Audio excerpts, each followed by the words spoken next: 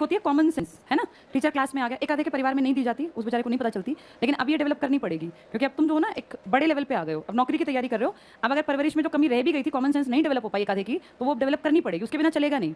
तो यहाँ पे थोड़ा तमीज़ तहजीब का ध्यान रखा करो। और ये एक बहुत बेसिक सी बात है, जब टीचर आ जाए तो अपने आप ही शांत हो जाना चाहिए, बोलना बंद कर देना चाहिए। चलो, हम लोगों ने लास्ट क्लास में क्या पढ़ा था, मुझे एक बार एक्जैक्टली टॉपिक बता दो ताकि हम उससे आगे बढ़ पाएं। Special power of Lok Sabha, page number 83 पर हम थे। अच्छा, शक्तियाँ पढ़नी थी, कोई भी नहीं पढ़ाई अभी? नहीं पढ़ा दी थी, विशेष शक्तियाँ नहीं पढ़ाई, विशेष स्टार्ट भी नहीं कराया था। अच्छा, 3 पॉइंट्स कंप्लीट थे, तो यही तो था बस मेन।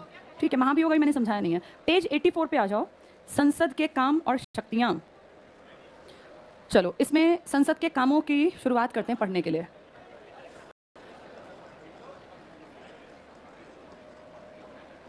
संसद का सबसे बड़ा काम क्या है? सिर्फ एक शब्द बोलना पड़े, संसद का सबसे बड़ा काम क्या है? सबसे बड़ा काम है कानून का निर्माण करना। यह संसद का काम है।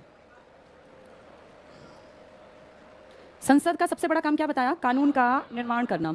आपके देश में कानून बनाने के लिए पहले क्या लाया जाता है? बिल। बहुत सारे काम होते हैं, जैसे आपके घर में ढेर काम है ना, ये कुछ भी नहीं है सरकार के काम के सामने। सरकार को तो सुबह रात दिन शाम कोई फर्क नहीं पड़ता। 5 साल में पता नहीं कितने ही काम करती है आपकी सरकार। और इस कामों में नए एरियाज को बनाना, कभी नया राज्य बनाना, कभी कहीं इलेक्शंस कंडक्ट कराना, ये भी सरकार की जिम्मेदारी है, चाहे करता वो इलेक्शन कमीशन हो। लेकिन मशीनरी मुहैया कराना, भाई देश में प्रॉपर सुविधाएं चलें, नौकरियां निकलें, लोग कामकाज करें, पढ़े लिखे, हर चीज़ का जिम्मेदारी सरकार के कंधों पर है। कानून बनाने का टाइम टू टाइम जब जब जरूरत पड़ती है, ये तरह तरह के बिल्स लाते हैं। आप 2 तरह के बिल्स अच्छी तरह जानते हैं, एक होते हैं साधारण और एक होते हैं धन।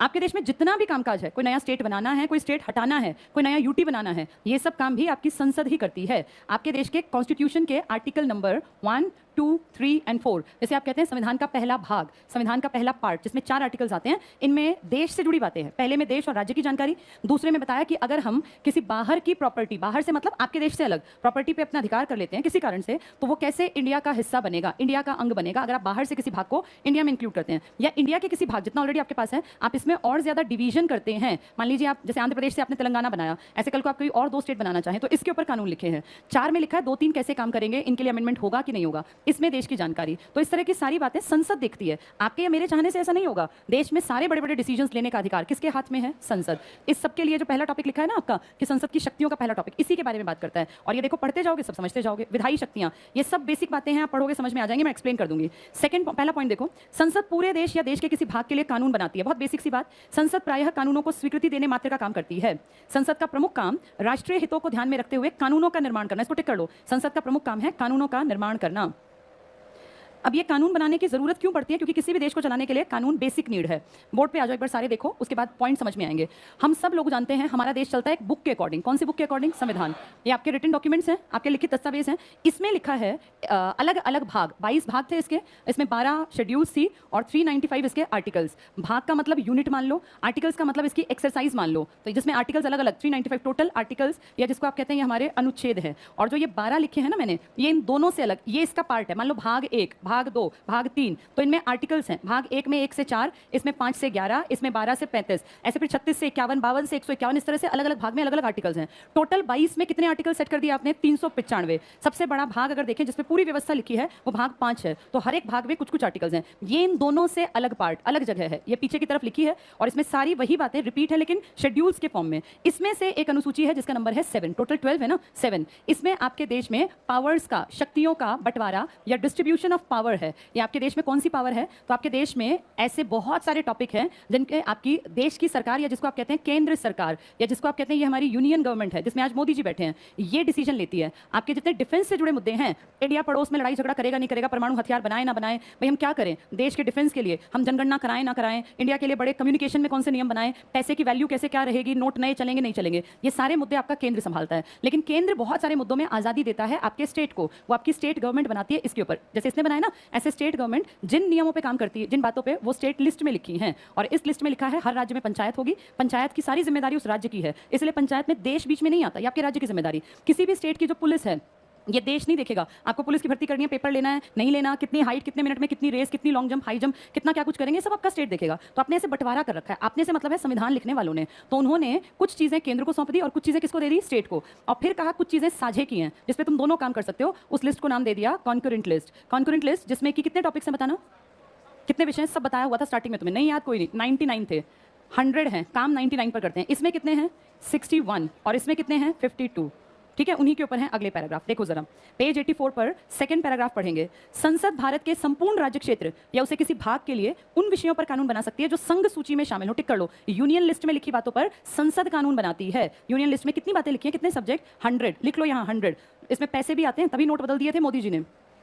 नेक्स्ट पढ़ना, संघ सूची के विषयों के अतिरिक्त संसद समवर्ती सूची या कॉन्करेंट लिस्ट के विषयों पर भी कानून बना सकती है। कितने विषय हैं कॉन्करेंट में?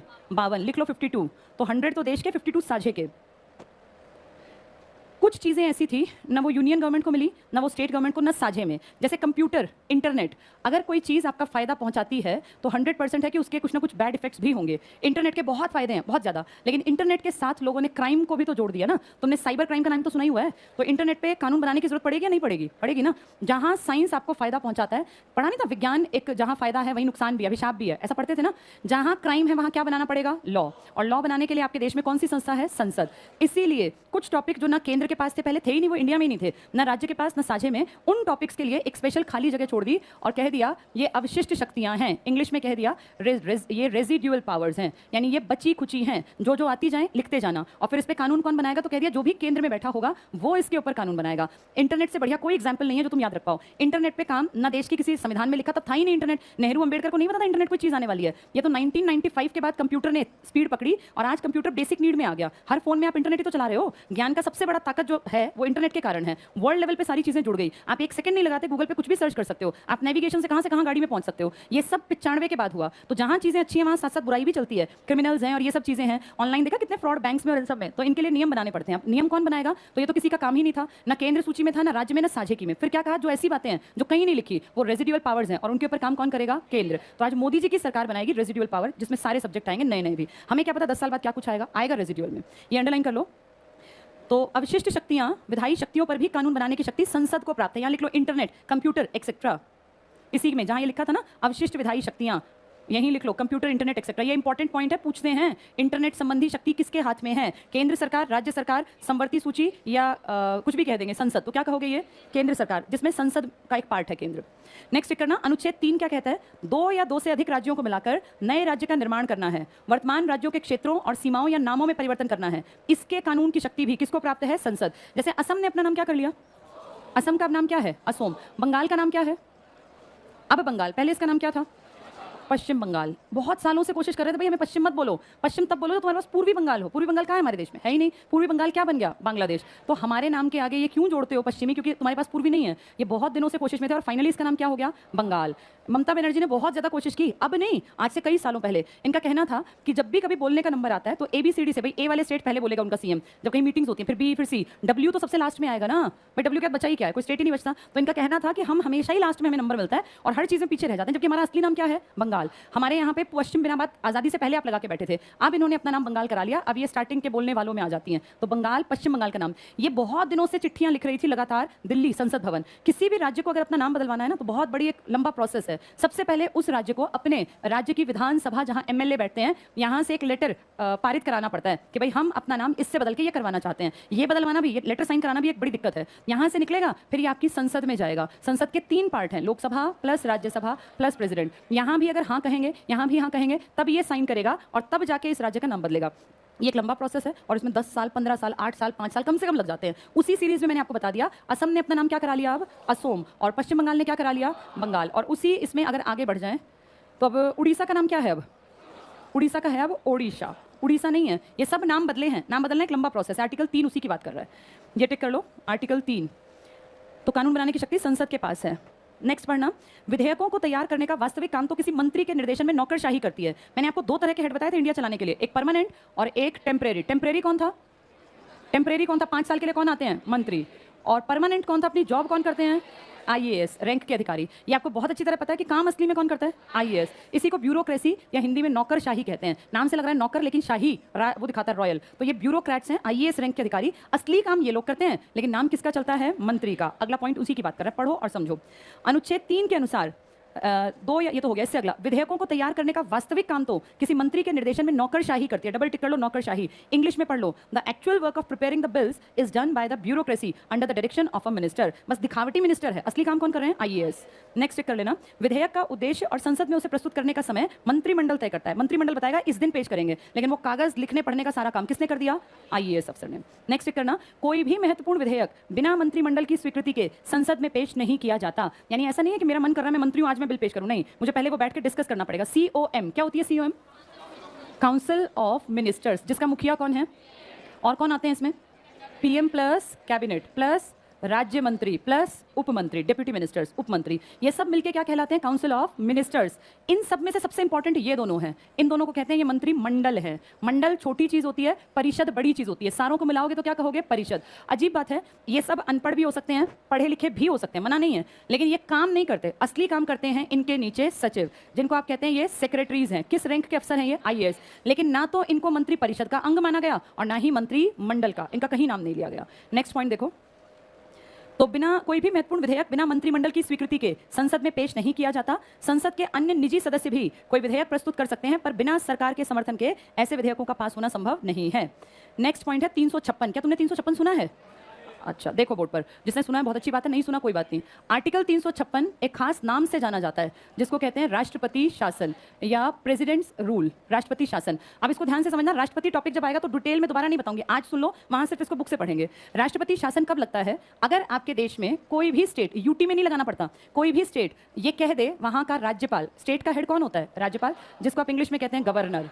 गवर्नर, इसका काम होता है, इसको समझना, सारे टॉपिक को, सब कुछ समझ पे आधारित है। इसका काम है, पहली चीज तो ये कि गवर्नर हमेशा सरकार का खास आदमी होता है, जिसकी सरकार बैठी है। अगर बीजेपी की है तो बीजेपी के सारे गवर्नर होंगे। आपके देश में 30 लगभग गवर्नर हो सकते हैं, क्योंकि राज्य 28 हैं, लेकिन 2 दिल्ली और पौंडीचेरी में भी गवर्नर नहीं तो एलजी बना देते हैं। हम एलजी को यहाँ गवर्नर पढ़ेंगे, कोई बात नहीं, जब गवर्नर पढ़ेंगे टॉपिक तब डिटेल में पढ़ेंगे। आज सिर्फ इतना जान लो, बीजेपी है तो इसके मिलेंगे और अगर कांग्रेस है तो इसके मिलेंगे। कभी भी ऐसा नहीं पढ़ोगे कि सरकार बीजेपी की है और गवर्नर किसी राज्य का कांग्रेस का है, ऐसा नहीं होगा। सरकार देश में बीजेपी की है, किसी राज्य में कांग्रेस की सरकार हो सकती है, लेकिन गवर्नर हमेशा हमेशा हमेशा उसी पार्टी का मिलेगा जिसकी सरकार है। ये गवर्नर केंद्र के स्तर से भेजा जाता है किसी राज्य में, भाई तुम जाके उस राज्य को संभालो। इसकी जिम्मेदारी होती है हर राज्य के गवर्नर की, 15 दिन में एक रिपोर्ट बनती है, 15 डेज में एक रिपोर्ट बनती है। और क्योंकि ये खास पार्टी का आदमी होता है जो केंद्र में बैठी है, ये रिपोर्ट सच्ची बनाएगा, ऑथेंटिक बनाएगा। और ऑथेंटिक रिपोर्ट में अगर इसने लिख दिया कि भाई फला फला राज्य में स्थिति बहुत खराब है और दंगे भड़क सकते हैं, 15 दिन बाद दूसरी रिपोर्ट भी अगर नेगेटिव चली गई ना, तो उस राज्य में फिर आर्टिकल 356 के तहत क्या लगाया जा सकता है? राष्ट्रपति शासन। कई बार ऐसा होता है,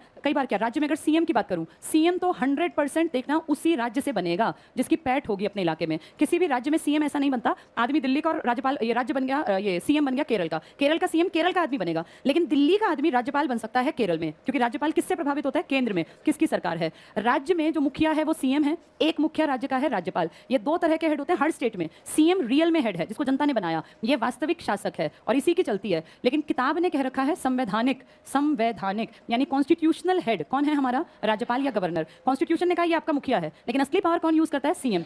कई बार ऐसा होता है देश में, अभी जैसे देखें कांग्रेस की सरकार नहीं है, सरकार किसकी है? बीजेपी। उदाहरण लेते हैं पंजाब से, पंजाब में किसकी सरकार है? कौन सी पार्टी की? कांग्रेस। कैप्टन अमरिंदर सिंह कांग्रेस के हैं ना। पंजाब में सरकार है इस टाइम कांग्रेस की, देश में सरकार किसकी है? बीजेपी की। अब बीजेपी की सरकार देश में है और वहां कांग्रेस की है, तो ये तो तुम्हें अकल है कि वो 36 का आंकड़ा दिखाते हैं। अगर 36 का आंकड़ा है तो पंजाब का सीएम अगर कोई गड़बड़ भी हो तो नहीं चाहेगा कि वो दिल्ली के कानों तक पहुंचे, क्योंकि किसी भी राज्य में गड़बड़ होना सीएम की कमी मानी जाती है एक तरह से, जैसे सेल्फ अंडरस्टूड है भाई आपसे संभला नहीं अपना राज्य। मान लो इस टाइम पर पंजाब में कांग्रेस का राज है, यहाँ का राज्यपाल कांग्रेस का आदमी नहीं होगा, राज्यपाल तो देश से आया, किस पार्टी का मिलेगा? बीजेपी का। अगर कुछ अंदर गड़बड़ है और 15 डेज में वो रिपोर्ट में लिख देता है नेगेटिव बात, एक बार फिर दूसरी बार, तो फिर पंजाब में क्या लग सकता है? राष्ट्रपति शासन। ऐसे तो कोई भी कहीं भी लगवा देगा, नहीं, इसको चैलेंज किया जाएगा। अगर आपने राज्यपाल की कुर्सी पर बैठ के गलत यूज किया, मिस यूज किया पावर का, झूठी रिपोर्ट बनाई, तो आपको चुनौती दी जाएगी फिर सुप्रीम कोर्ट में, फिर अपने आप को प्रूव करना बड़ा मुश्किल हो जाता है। और अगर किसी ने 356 गलत लगवाया तो ये किसकी गलती मानी जाती है? क्योंकि रिपोर्ट किसने बनाई है। इसलिए सब राज्यपाल सीधे रहते हैं, सही रिपोर्ट लिखें। अदरवाइज यूं हो कि झूठी रिपोर्ट बना दो तो हर जगह 356 लगेगा। 356 आपके देश में सबसे पहली बार आजादी के तुरंत बाद लग गया था 1951 में। कहां लगा था? पंजाब। पंजाब को ध्यान से समझो, आपके देश का वो स्टेट है जहां कंडीशन भी क्रॉस कर गए। इस 356 356 को लगाने की कंडीशन है, अगर कहीं पे गड़बड़ है राज्य के अंदर, देश में नहीं राज्य में, तो वहां 6 महीने के लिए लगा दो। गड़बड़ ठीक ना हो फिर 6 महीने के लिए लगा दो। कितना साल हो गया? अगर गड़बड़ निपट ही नहीं पा रही है आपसे, बहुत ही ज्यादा क्या करें, सिर पे से पानी जा रहा है, तो उस कंडीशन में बढ़ाते बढ़ाते बढ़ाते आप कितने साल कर सकते हैं? 3। ये मैक्सिमम है, कोशिश करते हैं ये ना पहुंचे यहाँ पे, इसको खत्म कर दें। लेकिन पंजाब इंडिया का वो स्टेट है जिसने ये 3 की भी कंडीशन क्रॉस कर दी। 5 साल तक लगातार 1987 में लगा था आपातकाल, और ये आपातकाल नहीं, प्रेसिडेंट रूल 92 तक लगा रहा था। कारण आतंकवादी गतिविधियां इतनी बढ़ गई थी कि कंडीशंस बहुत ज्यादा आउट ऑफ कंट्रोल चली गई। तो यहाँ लगातार कितने साल तक? 5 साल। और आज तक, जब से आप आजाद हुए हैं, 10 साल तक पंजाब राष्ट्रपति शासन के अंडर रह चुका है। ये बहुत बड़ी बात है कि कोई स्टेट कितने साल रह चुका? 10 साल। इनमें एक स्ट्रेच में कितने साल थे? 5 साल। ये सबसे लंबा किसी भी राज्य का राष्ट्रपति शासन था, इतना कभी नहीं। वरना ज्यादातर आप पढ़ोगे ना, 6 मंथ से पहले ही खत्म कर देते हैं, 5 साढ़े 5 महीने, 1.5 महीने, 4 हफ्ते ऐसे लगता है। लेकिन यहाँ कितना लगा? 5 साल। कब से कब तक का था ये? 87। ये वो दौर था जब इंदिरा गांधी का मर्डर हुआ था 84 में, सिख विरोधी दंगे हुए थे, राजीव गांधी आपके प्राइम मिनिस्टर थे। उस दौर में हरियाणा, ये पंजाब में स्थिति बहुत खराब थी, और 5 साल तक लगातार राष्ट्रपति शासन लगा रहा। क्या ये पॉइंट समझ में आ गया? आप देखो बुक में, अनुच्छेद 356 के अंतर्गत किसी राज्य में संवैधानिक तंत्र के विफल होने पर राष्ट्रपति शासन लागू होने की स्थिति में संसद को उस राज्य के संदर्भ में राज्य सूची के विषय पर कानून बनाने की शक्ति प्राप्त है। यानी अगर कहीं पे राष्ट्रपति शासन लगा है तो वहां कॉमन सेंस है कि वहां मंत्री काम नहीं कर रहे, और अगर मंत्री काम नहीं कर रहे तो जो इनकी लिस्ट थी, कौन सी लिस्ट थी इनके पास? राज्य सूची, स्टेट लिस्ट थी ना। कितने विषय थे इसमें, पढ़ के आए थे? 61, 67 कभी नहीं थे, 66 से पहले। तो राज्य सूची के विषय पे कानून बनाना होता है, और किसी राज्य में अगर विधानसभा भंग है तो कानून कौन बनाएगा? ऐसी कंडीशन में कानून कौन बनाती है? संसद। और इसका एक एग्जांपल सुनो, हमारे देश में जब 1951 में सबसे पहले ये पंजाब में राष्ट्रपति शासन लगा, तो इनका बजट भी दिल्ली में पारित हुआ था। बजट पंजाब का पारित कहाँ हो रहा है? दिल्ली में। लोकसभा ने पारित किया, राज्यसभा ने साइन किया, राष्ट्रपति के पास पहुंचा। नाम था राष्ट्रपति का, कौन था बताओ? पहला राष्ट्रपति राजेंद्र प्रसाद। राजेंद्र प्रसाद ने कहा कि ठीक है साइन कर देता हूं, लेकिन जब तक वो डिसीजन लेते तब तक पंजाब में से राष्ट्रपति शासन खत्म हो गया 2-4 दिन के अंदर। तो पंजाब में से जैसे ही राष्ट्रपति शासन हटा, राजेंद्र प्रसाद ने कहा मैं साइन नहीं करूंगा। क्यों नहीं करूंगा? क्योंकि अब पंजाब की सरकार अपने आप सोचे मुझे पैसा कहां से लेना, कहां खर्च करना। हम कौन होते हैं बताने वाले? जब तक वहां राष्ट्रपति शासन था, ये हमारी जिम्मेदारी थी। किसी भी राज्य में अगर राष्ट्रपति शासन लगता है तो उस राज्य की जिम्मेदारी कौन उठा लेता है? केंद्र। उसके सारे काम कौन करेगा? केंद्र करेगा। लेकिन ऐसा 6 महीने से कम में खत्म करके दूर करते हैं। पंजाब इसको लंबा खींचता गया, बहुत सारे कारण रहे। इस टाइम का कारण पेप्सू विवाद था, तो डॉक्टर राजेंद्र प्रसाद ने मना कर दिया था। किसके बजट पे साइन करने से? पंजाब, क्योंकि पंजाब में से क्या हट गया था? राष्ट्रपति शासन। अगला पॉइंट देखो, 356 हो गया। अगला अनुच्छेद 13 आर्टिकल 13, संसद ऐसा कोई कानून नहीं बना सकती जो नागरिकों के मूल अधिकारों का अतिक्रमण करता है। क्या संसद कोई ऐसा कानून बना सकती है कि तुम्हें जिंदा रहने का अधिकार नहीं है, बोलने का अधिकार नहीं है, या समानता का? गलत है, वो नहीं बना सकती। सुप्रीम कोर्ट और हाई कोर्ट संसद द्वारा बनाए गए किसी भी कानून की न्यायिक समीक्षा कर सकते हैं। अगर ये गलत कानून बना दें तो क्या सुप्रीम कोर्ट में उसको हम चैलेंज कर सकते हैं? बिल्कुल कर सकते हैं। कोई भी गलत कानून, 3 पालिकाएं बताई थी मैंने आपको, कौन कौन सी? सबसे पहले कौन सी थी? विधान पालिका, जिसको एक वर्ड में क्या कहें? संसद, पार्लियामेंट। इसके कितने पार्ट्स थे? 3। ऐसे दूसरी कौन सी थी? कार्यपालिका, जिसका एक नाम में हम नाम क्या लें? सरकार, गवर्नमेंट। और इसमें आते हैं पीएम और सारे मंत्री। ये दोनों एक जैसे हो सकते थे। सबसे अलग कौन सी थी? न्यायपालिका, जिसमें आपका supreme court, high court plus other courts. ये दोनों एक जैसी भी तो हो सकती हैं। दोनों गड़बड़ करें और गलत कानून बना दे जनता के लिए, हम सबकी रक्षा के लिए कौन खड़ी हो जाएगी? न्यायपालिका। क्या न्यायपालिका चुनौती दे सकती है गलत किया सरकार ने? बिल्कुल। देखा ना, कई बार सरकार को फटकार भी लगाते हैं कोर्ट, ऐसा पड़ा है। दिल्ली सरकार को दिल्ली हाईकोर्ट ने कई बार फटकार लगाई, जब दिल्ली में इतनी बुरी हालत हुई कि हॉस्पिटल्स में एडमिशन नहीं हो रहे, लोग बाहर ही मर रहे हैं, उनको स्ट्रेचर नहीं मिल रहे, बुरा हाल। तब कई बार अखबारों में लिखा आया, दिल्ली हाई कोर्ट ने दिल्ली सरकार, केजरीवाल सरकार को लगाई फटकार। तो सरकार अगर गलत करेगी तो हमारे साथ कौन खड़ी हुई है? किसानों के आंदोलन पे तुम्हें याद है सुप्रीम कोर्ट ने कई बार बयान दिए थे कि सुप्रीम कोर्ट ने ये कहा सरकार को, दिशा निर्देश जारी किए। तो अगर कोई गलत करेगा ना किसी के भी साथ, तो आपके साथ कौन सी पालिका खड़ी है? न्यायपालिका, बशर्ते ये स्वतंत्र हो, इसके ऊपर सरकार का दबाव ना हो। नेक्स्ट पॉइंट कर लो, सुप्रीम कोर्ट और हाई कोर्ट संसद के बनाए किसी भी कानून की न्यायिक समीक्षा कर सकते हैं, सही और गलत की। संसद की सर्वोच्चता को भारत में मान्यता नहीं दी जा सकती। तो आपकी संसद सर्वोच्च है या न्यायपालिका बराबर की है? क्या कहोगे? सबसे ऊपर संसद है। अगर संसद है तो वो तो कुछ भी करेगी। संसद के ऊपर कौन लगाम लगा सकती है? न्यायपालिका। यहां लिखो, इस लाइन में लिखो, कार्यपालिका और न्यायपालिका दोनों की सर्वोच्चता है। सुप्रीमेसी अकेली पार्लियामेंट की नहीं है, कार्यपालिका और न्यायपालिका दोनों की सर्वोच्चता।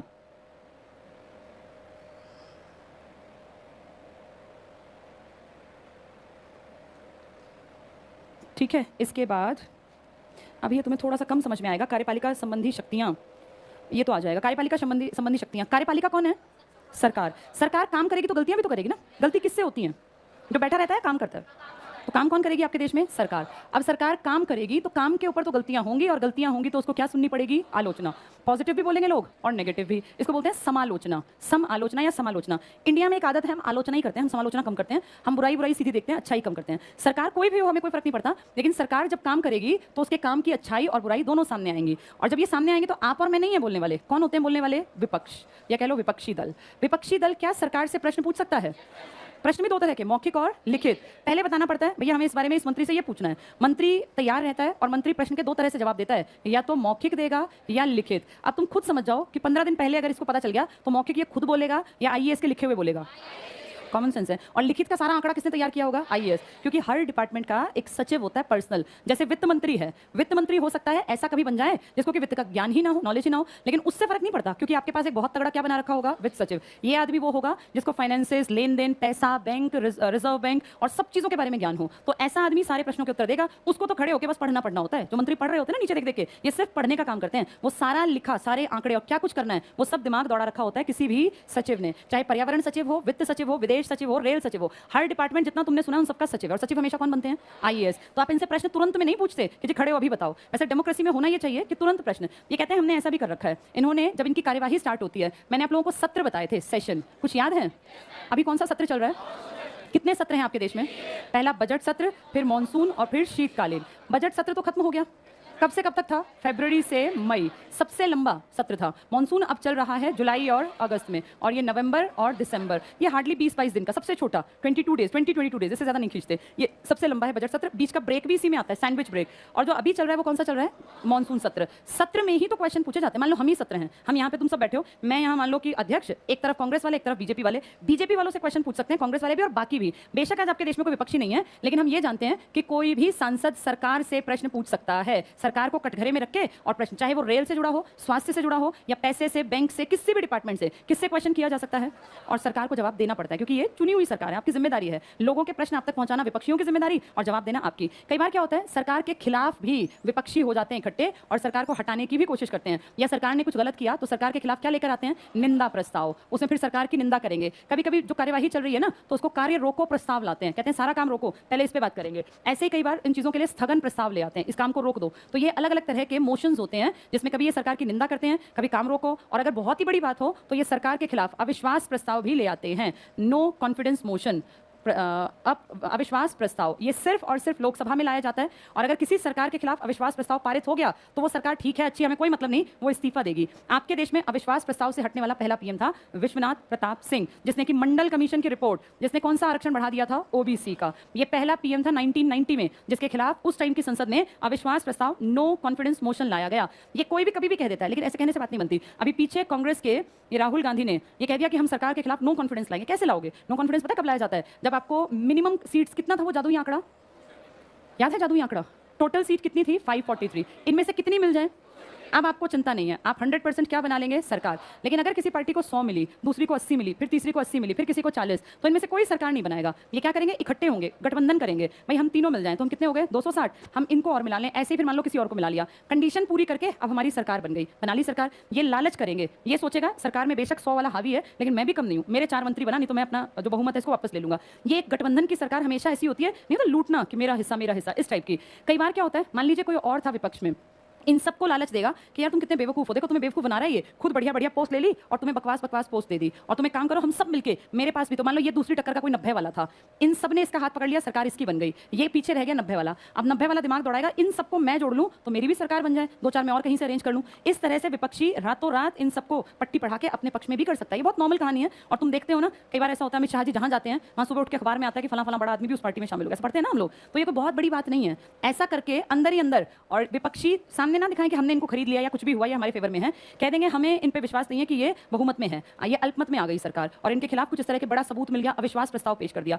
अगर सरकार के खिलाफ नो कॉन्फिडेंस मोशन पारित हो गया, जिसको लगाने के लिए बहुत छोटी सी शर्त है, 50 लोग बस साइन कर दें, तो फिर सरकार अच्छी है या बुरी है ये मैटर नहीं करता, उसको इस्तीफा देना पड़ेगा। लेकिन ये तब चांस है जब उसके खिलाफ बहुत ज्यादा लोगों, जिसके चांसेस बहुत कम होते हैं। राहुल गांधी ने पिछले टेन्योर में कहा कि मुझे बीजेपी के खिलाफ अविश्वास लाना है, तो लोग हंसे कि पागल हो गया क्या, 303 तो वैसे इनके पास सीटें हैं, कहां से विश्वास लाएगा, 50 आदमी इनके वैसे फेवर में है, 353 सीटों पर अकेले बैठे हैं, विश्वास का मतलब ही नहीं है। वो अध्यक्ष ने वापस लौटा दिया कि ये चलेगा ही नहीं। ये तब चलता जब आप टक्कर में होते, बराबरी में।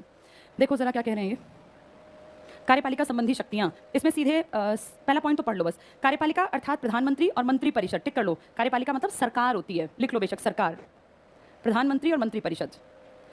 अगली लाइन भी टिक करना, संसद के लोक सदन अर्थात लोकसभा के बहुमत पर निर्भर करता है। तो सरकार किसकी बनेगी ये किसके ऊपर डिपेंड करता है कि कहां किसकी पार्टी ज्यादा आई, लोकसभा या राज्यसभा? लोकसभा। कितनी सीटें मिल जाएं? 273, फिर सरकार पक्की है, लिख लो यहाँ 543 में से 273। जादुई आंकड़ा है ये, मैजिकल नंबर बोलते हैं, मैजिकल डिजिट 273, इतनी सीट मिल गई तो आपकी सरकार पक्की है, फिर कोई नहीं हटा सकता आपको सरकार में आने से। नेक्स्ट देखना, अगला पॉइंट टिक करना, संविधान में मंत्री परिषद को लोकसभा के प्रति सामूहिक रूप से उत्तरदायी बनाया गया है। सारे मंत्रियों को कहाँ जवाब देना है? लोकसभा में ही क्यों जवाब देना है? हमने बनाई, मंत्री को हमने बनाया, उसकी जवाबदेही है हमारे प्रति। आगे टिक कर लो, इस प्रकार मंत्री परिषद के प्रति अविश्वास प्रस्ताव पारित कर उसे अपदस्थ करने की शक्ति लोकसभा के पास है। सरकार हटाई कहाँ से जाती है? लोकसभा से, राज्यसभा से? सरकार राज्यसभा से कभी नहीं हटती, ना उनको कोई फर्क पड़ता, हटेगी तो सिर्फ और सिर्फ लोकसभा से। अगला पॉइंट पढ़ लो, संसद के दोनों सदन कार्यपालिका को निम्न साधनों से नियंत्रित करते हैं। संसद के दोनों सदनों में निंदा प्रस्ताव, टिक करो इसको, निंदा प्रस्ताव, इंग्लिश में सेंश्योर मोशन, स्थगन प्रस्ताव, एडजर्नमेंट मोशन, और ध्यानाकर्षण प्रस्ताव, कॉल अटेंशन प्रपोजल, इससे सरकार की आलोचना की जा सकती है। तो ये हथियार हैं सरकार को खींचने के, ध्यानाकर्षण प्रस्ताव, काम रोको प्रस्ताव, निंदा प्रस्ताव। अगला पॉइंट पढ़ लो, संसद के दोनों सदनों के सदस्य सरकार की नीतियों और विभिन्न विभागों के कामों के संबंध में, अंडरलाइन करो, प्रश्न पूछते हैं और पूरक प्रश्न। पूरक क्या होते हैं? एक क्वेश्चन पूछा किसी मंत्री से, दो तरह के क्वेश्चन है, या तो कैसे जवाब देगा? मौखिक, या फिर कैसे देगा? लिखित। क्वेश्चन के ऊपर क्वेश्चन लिखित में पॉसिबल है या मौखिक में? हाँ, क्वेश्चन के ऊपर क्वेश्चन। इसमें जब वो आंसर दे रहा है कि हमने 25 यूनिवर्सिटी नहीं बनाई, तो पूछेंगे सर लॉ यूनिवर्सिटी कितनी है? जुड़ा हुआ उसी से है ना। उससे पूछा कुल कितनी, उसने दिया 25। आप आगे क्वेश्चन नहीं करोगे। किस में आगे क्वेश्चन नहीं होते? किस में आगे पॉसिबल है? अब तुम जो एग्जाम दे के आओगे उसमें तुमसे आगे कोई प्रश्न नहीं, 90 है तो 90 ही रहेंगे, लेकिन इंटरव्यू में जाते हो तो वो एक से दूसरी बात, दूसरी से तीसरी, ऐसे करते हैं ना। तो किस पे पॉसिबल है आगे पूरक प्रश्न? मौखिक पर, वही बता रहे हैं, ये टिक कर लो।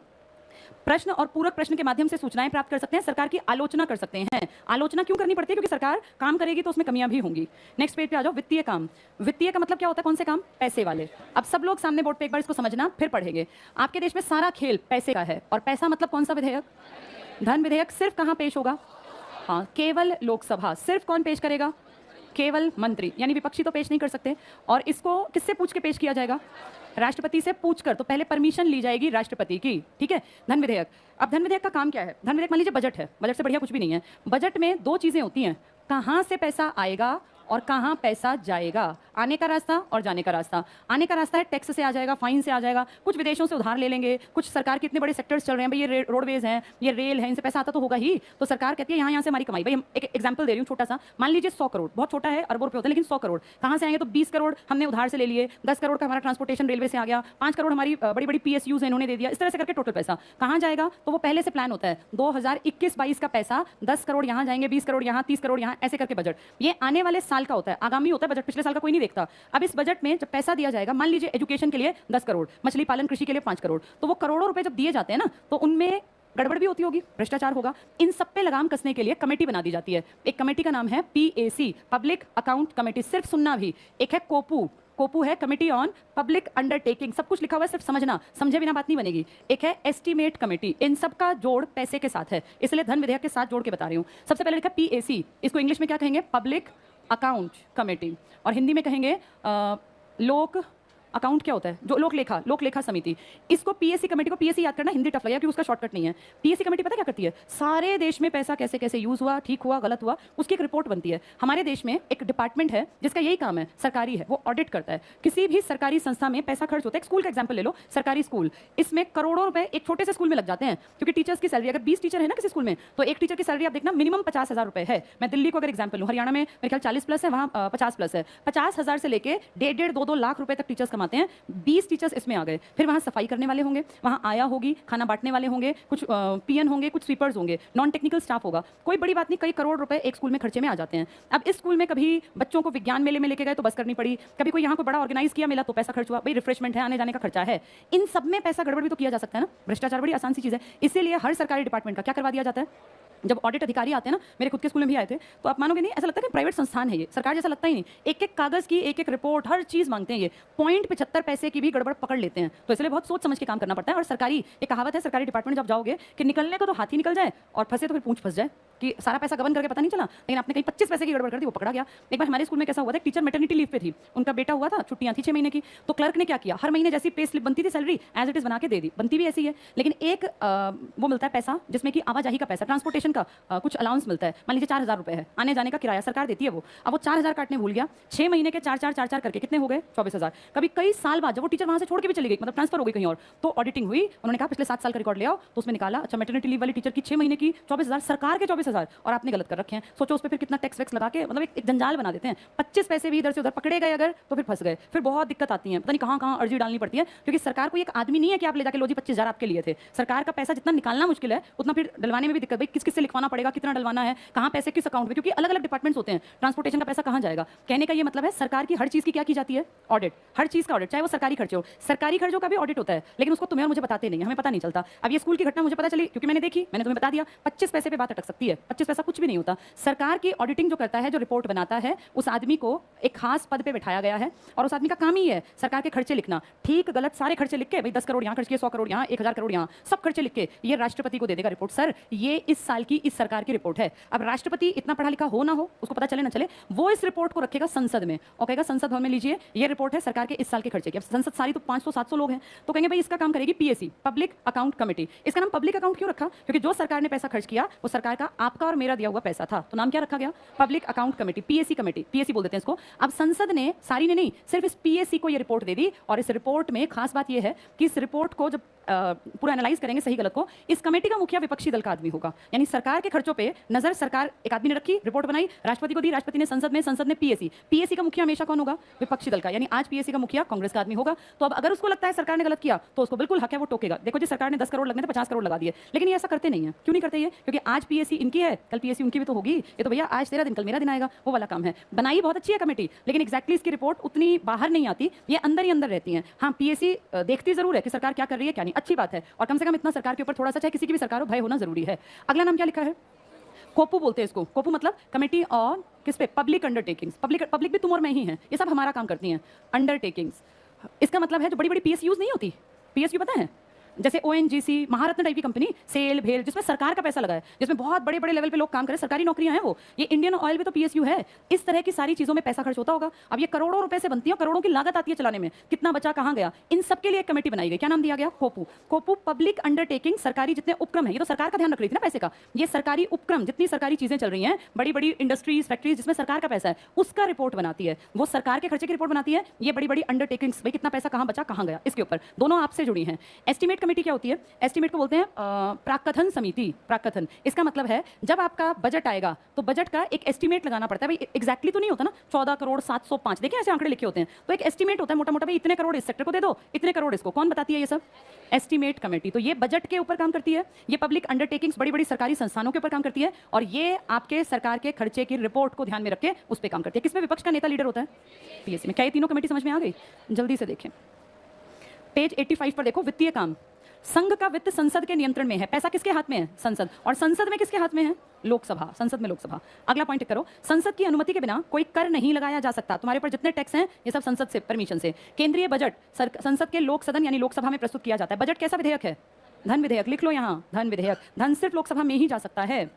आगे पढ़ो, सरकार की वित्तीय गतिविधियों पर नियंत्रण करने के लिए संसद ने निम्न समितियां बनाई। पहली प्राक्कलन समिति, इंग्लिश में देखो एस्टीमेट कमेटी। लोक उपक्रम समिति, यह है स्कोपू, COPU, इंग्लिश में देखो committee on public undertaking, CO मतलब कमेटी ऑन, PU मतलब पब्लिक अंडरटेकिंग्स। और तीसरी है लोक लेखा समिति, पब्लिक अकाउंट कमेटी, PAC लिख लो यहाँ, PAC।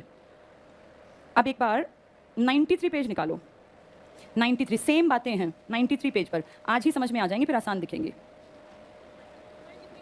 93 पर एक सेकेंड, अच्छा इसमें तो मुझे थोड़ा लिखवाना था, इसके अलावा ये एक्सप्लेन है पेज 90, नहीं 93 पर नहीं है, 294 है पर, 224 सॉरी, 94 नहीं 224, 224 पर चेक करो, समितियां मिलेंगी, मिल गई, हाँ यही है यही है। कितना पेज नंबर बताया, 224। देखो जरा समितियां लिखी हुई हैं यहाँ, इन समितियों में आप सीधे टेबल में आ जाओ, 226 के टेबल पर, फिर जब थोड़े से और लेवल पे पहुंचोगे सब कुछ समझ में आएगा, अभी थोड़ा समझ में आएगा। पेज 226 पे एक टेबल दिया संसदीय समितियों का, मिला, इसमें टिक करो वित्तीय समितियां, प्राक्कलन समिति, इंग्लिश में एस्टीमेट कमेटी। इसमें ध्यान से देखो 30 मेंबर हैं और सारे के सारे लोकसभा के, राज्यसभा का कोई नहीं है। कोई लॉजिक होगा ना इसका, क्यों नहीं होगा राज्यसभा का आदमी, क्योंकि ये कौन सा विधेयक पेश करती है, धन विधेयक, और धन में किसकी चलती है, लोकसभा, लिख लो यहाँ। इस कारण से इसमें नहीं लेते राज्यसभा के आदमी को, धन विधेयक। प्राक्कलन बजट का अनुमान लगाती है और बजट धन विधेयक, और धन विधेयक में सिर्फ लोकसभा की चलेगी, इसलिए प्राक्कलन में कहाँ का आदमी नहीं होगा, राज्यसभा का। अगला टिक करो लोक लेखा समिति, PAC कमेटी, 22 आदमी होते हैं, 15 लोकसभा के और 7 राज्यसभा। इसमें क्यों ले लिए, क्योंकि ये सरकार का खर्चा और सरकार के तो आदमी वहां भी और वहां भी। नेक्स्ट है लोक उपक्रम समिति, कोपू बोलते हैं इंग्लिश में, टिक कर लो कमेटी ऑन पब्लिक अंडरटेकिंग्स। इसमें भी 22 आदमी, 15 लोकसभा के और 7 राज्यसभा। तो कौन सी पैसे की कमेटी में राज्यसभा का एक भी आदमी नहीं आया, प्राक्कलन, क्यों नहीं आया, क्योंकि वो बजट से संबंधित है और बजट कैसा विधेयक है? धन विधेयक, इसीलिए नहीं आया। चलो अब वापस आ जाओ अपने पेज 85 पर। अब फिर कभी पढ़ेंगे तो तुम्हें याद रखना है ये, ठीक है। नेक्स्ट पे आ जाओ, संविधान संशोधन। क्या संविधान को बदला जा सकता है? क्यों बदलना पड़ता है संविधान? किसी भी चीज की जब क्या आ जाती है? आवश्यकता। एक छोटा सा एग्जाम्पल सुनो, कैसे आवश्यकता आ जाती है।